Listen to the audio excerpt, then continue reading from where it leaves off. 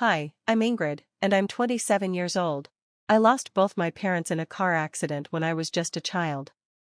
With no other family to take me in, I ended up in an orphanage. I stayed there for about 3 years before my adoptive parents came along. My new parents were incredibly wealthy, billionaires, in fact. They gave me a life full of luxury and opportunities. They didn't want to make a big spectacle of adopting me, though, so they kept it quiet, wanting to do good without drawing attention to themselves. When I turned 18 and moved into my own place, my parents decided to expand their business ventures. They took off to Europe to look for opportunities, leaving me to settle into adulthood. It was during this time that I met Patrick, my now ex-husband. Patrick and I met in college, and there was an instant connection. He was this easygoing, caring guy, and after a few dates, I was completely smitten. We quickly became an official couple, and things seemed perfect. Except for one thing, Patrick's family didn't like me. I first met his parents after we graduated. Patrick had waited until we were both well established in our careers, me with a stable job and him doing well in his field. He had warned me that his parents could be judgmental, especially when it came to their children's partners, and wanted me to make a good impression. Honestly, I wasn't thrilled about the idea of meeting them.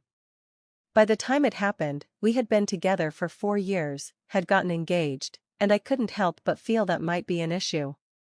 His parents hadn't even known me as his girlfriend, let alone his fiancée. The night before, I was anxious, pacing around our apartment. "They're going to hate me, Patrick." "They won't, I promise you," he reassured me. "I just don't think they'll take kindly to the fact that we're engaged." "Well, yeah, but I don't think it'll be that big of a deal." "Seriously? You're telling me that after all the fuss you made about introducing me to them, you think they'll be fine with us being engaged? Don't you think they'll judge me even more?" "Look, even if they do, will it really matter?" "It won't to me, but I don't know about you. You always seem so careful with them." "I promise, Ingrid, it won't matter to me at all." "Alright, if you say so. But, do you think we should just keep the engagement under wraps for now? Maybe tell them later? If that would make you feel better, we can." "I'm fine with either option. I think we should wait, just in case. I'll do whatever it takes to make a good impression. You've got nothing to worry about. I'll be with you the whole time." At the time, I didn't fully understand Patrick's hesitance. But now, looking back, I could see why he was so cautious. His family was wealthy, and their lifestyle was all about excess. They expected their children to marry people from similar circles, which, by their standards, I didn't fit into. I never told Patrick about my background because, honestly, it didn't seem relevant. But as I started to understand his family's expectations, I realized just how irrelevant my background was to them. I had hoped they would like me for who I was, not for my wealth, and I was wrong. When the day came to meet his parents, we chose a high-end restaurant. I wore my engagement ring on a necklace, tucked away under my blouse, not wanting to draw attention to it. From the moment we sat down, I could tell things weren't going well. His parents, who were already upset over our 2-minute late arrival, gave me a quick, dismissive glance. They then proceeded to ignore me entirely, directing their attention solely to Patrick. I felt tiny and out of place, but I stayed quiet, hoping it would improve. Eventually, Patrick tried to redirect their focus. "Mom, Dad, you can't keep talking to me. This is Ingrid, my wonderful girlfriend." I greeted them politely. "Oh, hello. It's a pleasure to meet you both." "Well, I wish I could say the same," his mother muttered, not even trying to hide her disdain. "Mom." "What?" "I'm just being honest." Patrick's mom turned to me. "So, Ingrid, I hear you met Patrick in college?" "Yes, that's right. We shared a few classes together." "And how exactly did you manage to attend that college?" "From what I hear, the tuition's sky high and it's incredibly competitive to get in." "Dad, that's enough," Patrick interjected, visibly frustrated. "No, Patrick. He's asking a reasonable question." His mom looked at me, then continued. "So, Ingrid, how did you afford it?" "I got a full scholarship.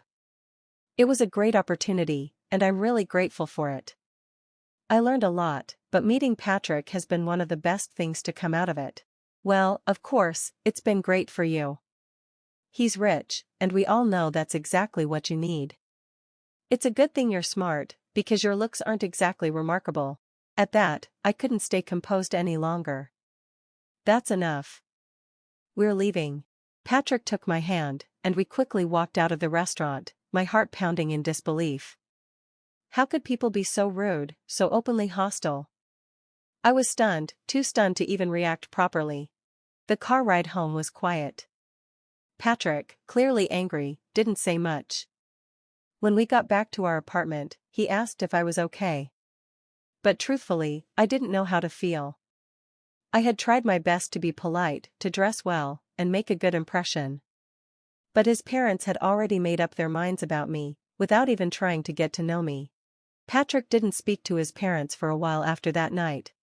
After that incident, Patrick received a message from his parents, accusing me of being disrespectful for walking out during their anniversary lunch. Patrick didn't respond right away. It wasn't until about a month later that he texted them to announce our engagement. His parents were far from thrilled, but Patrick made it clear that they would have no contact with us unless they stopped criticizing me. In response, they offered to fund our wedding, under one condition: they would make all the decisions. Needless to say, neither of us was interested in giving them that control, so we decided to elope.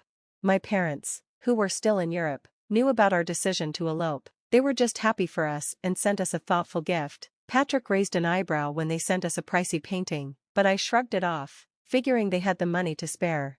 After we were married, we were invited to a party that Paula and Marley hosted for their anniversary. Despite everything, I was strangely pleased that they had invited me. It felt like a small step toward acceptance, even though I knew they didn't like me. But when we arrived, I quickly realized the invitation was just another form of exclusion.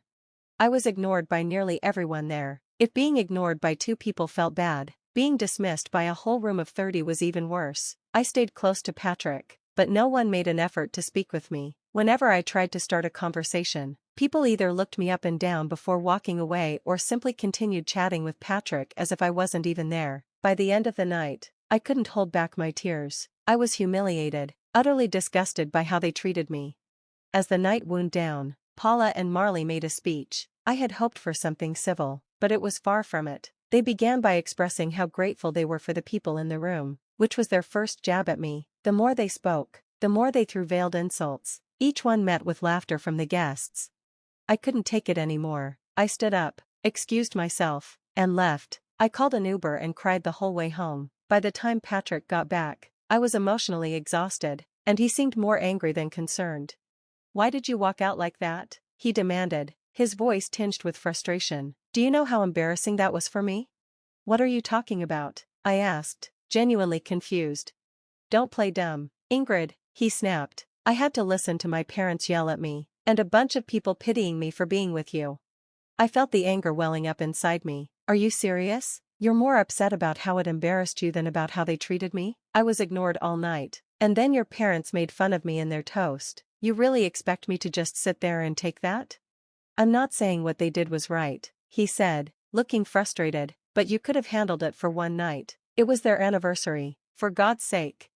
"Handled it?" I repeated, feeling my heart break. "You have no idea how it feels to be humiliated like that. You've never been in that position." Everyone laughed at me. "Patrick, how do you expect me to just pretend that's okay?" He paused for a moment before sighing. "My parents expect an apology. I want one, too." I stared at him, incredulous. "You want me to apologize? After everything they said to me? I'll apologize only if they apologize to me first." "Ingrid, I don't see why you're making this harder than it has to be," he said, exasperated. "You've always stood up for me. Why is this any different?" "This is different because, for the first time, you let them humiliate me. You let your parents insult your wife in front of everyone. Maybe my parents were right about you after all. You're impossible."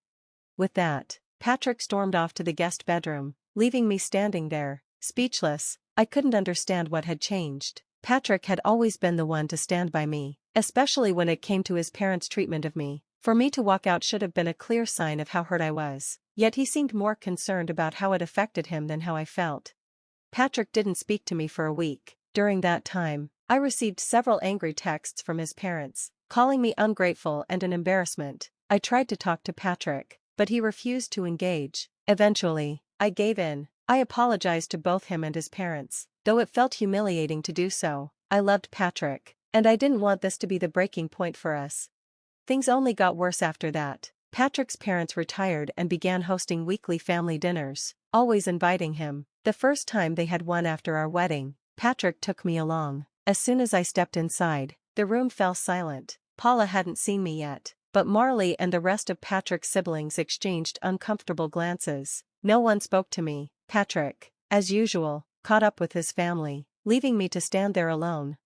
When Paula finally appeared, she looked at me with pure disdain. She stormed over to me, her voice dripping with fury.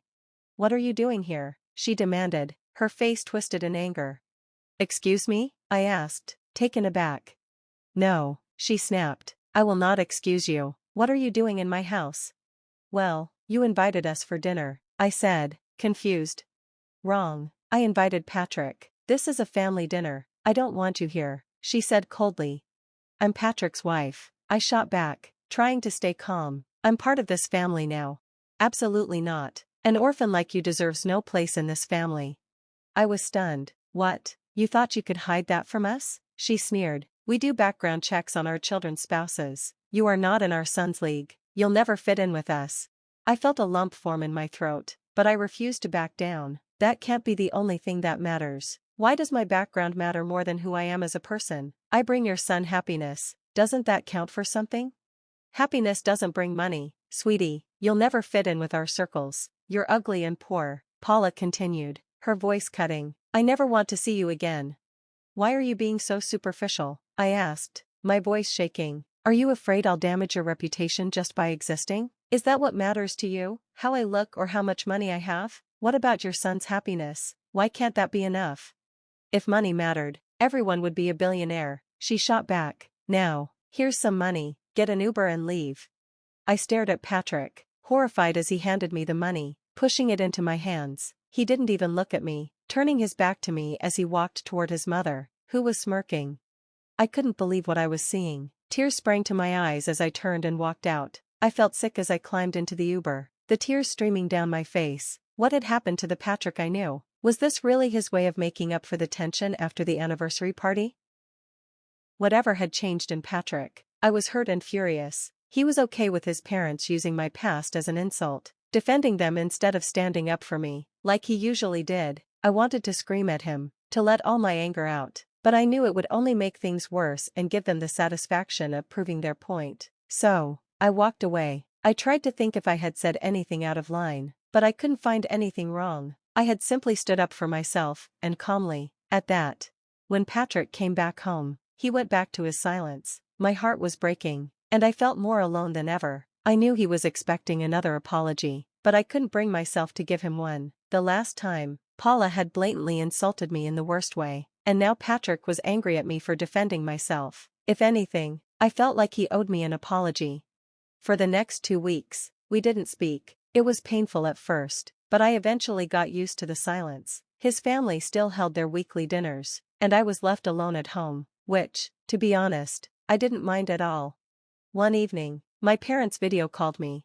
"Hey, honey, hey, sweetie, how's everything going?" "Hey, Mom, hey, Dad, things are not good," I said, my voice heavy with frustration. "Why, what's wrong, sweetie? If you need help with anything, just let us know," Dad added. "I don't think you guys can help with this, but thanks for offering," I replied, feeling defeated. "Where's Patrick? Isn't he helping?" Mom asked. "That's the problem, he's part of it," I said, shaking my head. "Huh? What do you mean?" Dad asked. "Well, his parents are rich and incredibly snobby," I explained. "Oh, I can't stand people like that," Mom replied, her voice filled with disbelief. "I know. Anyway, they've been humiliating me every time I meet them. They think I'm too poor and don't fit into their elite circles, so they've made it their mission to insult me." "What the hell?" Dad exclaimed. "Yeah, and the last time I was there, Patrick's mom called me an orphan as some kind of insult." "Oh, that woman. I'm going to claw her face off. How dare she call my precious child an orphan?" Mom said, clearly furious. "Do they not know about us?" "That's the thing, Patrick won't tell them about you because he doesn't want them to see him differently, and he's siding with them. He thinks I was disrespectful when I stood up for myself." "Honey, are you sure this is the man you want to be with?" Dad asked gently. "I love him, But this isn't how I want it to be. We haven't spoken in 2 weeks. And honestly, I'm okay with that. Alright, sweetie, don't worry about us. We've got something planned, Dad said, his tone reassuring. I'll get you in touch with one of my friends over there. We might be able to help you get a little sweet revenge. My curiosity piqued. What do you mean? We're coming to visit next week, Dad said, sounding excited. We were planning a vacation for you, Patrick, and us, but now, we'll be taking you for some personal time together. Really? Oh my God, I can't wait to see you both again. That news lifted my spirits like nothing else had in weeks. I felt a glimmer of hope after such a long time. We talked for a little while longer, with Dad filling me in on his plans for what was to come. After a bit, he asked me where these family dinners were held. As far as I knew, they alternated between their house and various restaurants. Conveniently, the week my parents were arriving, the dinner was set to be at a restaurant. I needed to find out the exact location so my parents could join them.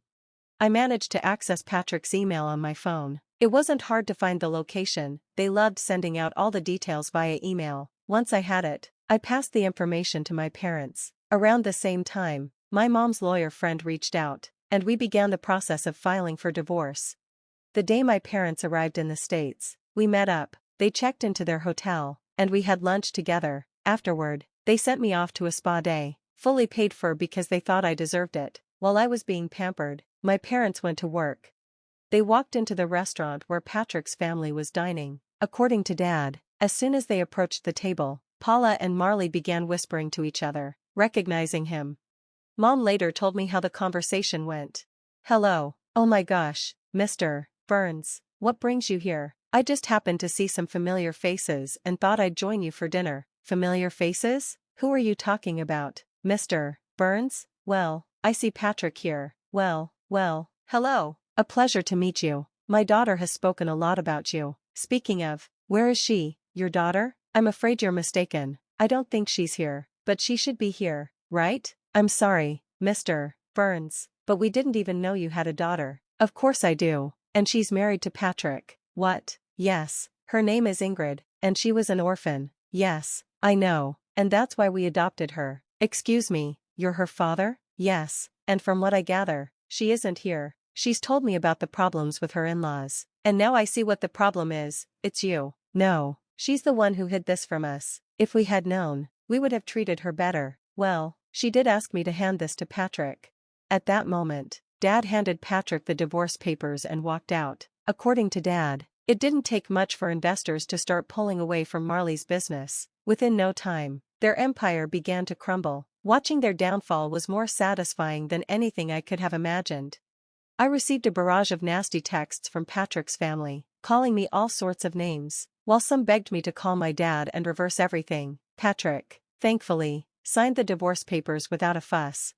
After that, my parents and I went on a long vacation. I had the time of my life. Slowly, I began to heal. Losing Patrick hurt more than I ever expected, but I learned something crucial: the importance of standing up for myself. I'll always be grateful to my parents for their unwavering support, and I'm excited to see what the future holds.